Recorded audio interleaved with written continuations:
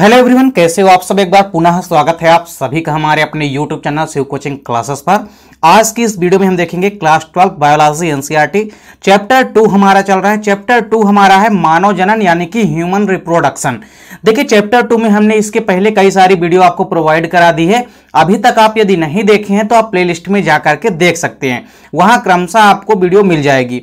आज की इस वीडियो में हम देखेंगे अपुरा या प्लेसेंटा क्या होता है और अपुरा या प्लेसेंटा के कार्य।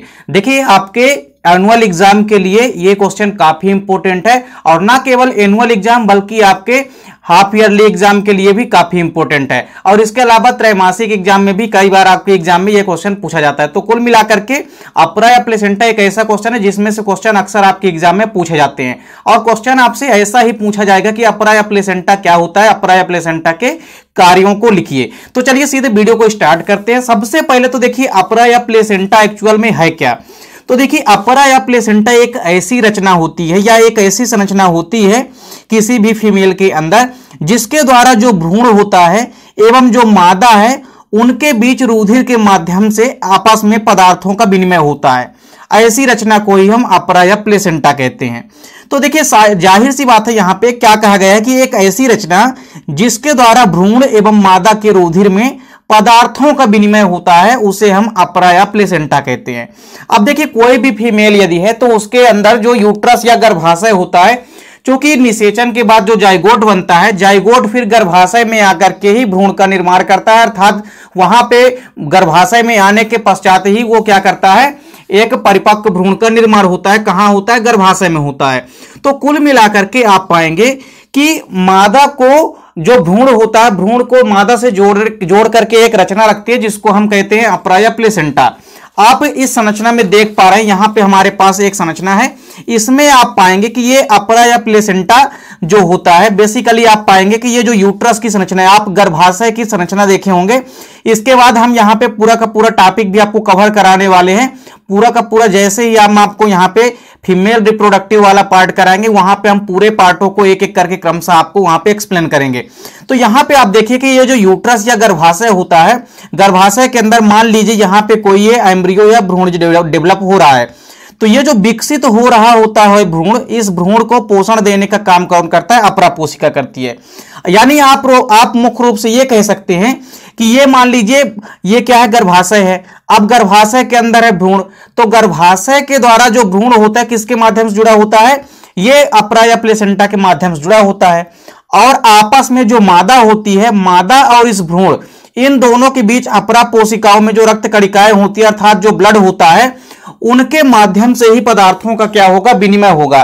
तो कुल मिलाकर के आपको याद रखना है कि अपुरा या प्लेसेंटा एक ऐसी रचना होती है जिसके द्वारा मादा एवं भ्रूण के रक्त में पदार्थों का विनिमय होता है। यानी मादा और ये जो भ्रूण विकसित हो रहा होता है गर्भाशय के अंदर, इन दोनों के बीच रक्त के माध्यम से पदार्थों का विनिमय होता है। अर्थात जो भ्रूण है उसको श्वसन करने के लिए, उसको पोषण के लिए, उसको उत्सर्जन करने के लिए किसी न किसी रचना की आवश्यकता तो होगी और उसी रचना के माध्यम से ये क्या करता है? हर एक क्रियाओं को संचालित करता है। तो कुल मिलाकर के अपुरा या प्लेसेंटा एक ऐसी रचना होती है जो भ्रूण एवं मादा के मध्य रक्त के माध्यम से पदार्थों का विनिमय करती है, उसे ही हम अपुरा या प्लेसेंटा कहते हैं। तो अपुरा या प्लेसेंटा आपने देखा। इसके बाद देखिए अपुरा या प्लेसेंटा के कार्य अक्सर आपके एग्जाम में पूछे जाते हैं। तो चलिए अपुरा या प्लेसेंटा के कार्यों को देखते हैं। तो सबसे जो पहला काम होता है अपुरा या प्लेसेंटा का, वो है पोषण यानी कि न्यूट्रिशन।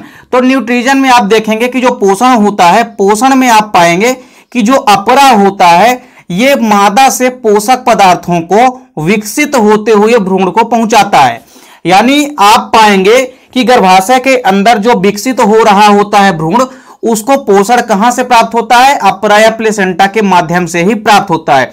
तो अपुरा जो होता है यह मादा से जो पोषक पदार्थ होते हैं उनको विकसित हो रहे जो भ्रूण होता है उसको पहुंचाने का काम करते हैं। तो पहला काम क्या है अपुरा या प्लेसेंटा को? भ्रूण को पोषण प्रदान करना। इसके बाद देखिए जो दूसरा प्रमुख कार्य है वो है गैसों का आदान प्रदान।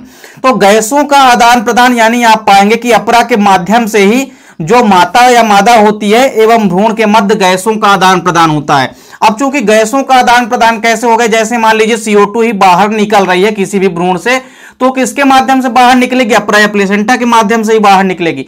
या कि कोई गैस इंटर हो रही है जैसे मान लीजिए श्वसन क्रिया ही हो रही है, तो O2 गैस जो इंटर होगी वो किसके माध्यम से होगी, क्योंकि अपरा प्लेसेंटा के माध्यम से ही तो भ्रूण तक पहुंचेगी। तो कुल मिलाकर के जो भी गैसों का आदान प्रदान होगा यानी एक्सचेंजेस ऑफ गैसेस होगा वो अपरा या प्लेसेंटा के माध्यम से ही होता है। तो दूसरा अपरा या प्लेसेंटा का प्रमुख कार्य क्या है कि गैसों का आदान प्रदान करना। इसके बाद देखिए तीसरा जो प्रमुख कार्य है वो है उत्सर्जन। तो भ्रूण जो होता है यह अपने नाइट्रोजनी वर्ज्य पदार्थों का उत्सर्जन अपरा के माध्यम से ही करता है, यानी भ्रूण के अंदर जो उपस्थित जितने भी नाइट्रोजनी युक्त वर्ज्य पदार्थ होते हैं उनका उत्सर्जन अपरा या प्लेसेंटा के माध्यम से ही कोई भी भ्रूण जो है करता है। तो इस प्रकार से तीसरा प्रमुख कार्य है अपरा या प्लेसेंटा का कि जो भ्रूण होता है अपने नाइट्रोजनी वर्ज्य पदार्थों का उत्सर्जन भी अपरा के माध्यम से ही करता है, यानी अपरा या प्लेसेंटा का तीसरा काम क्या है, उत्सर्जन करना।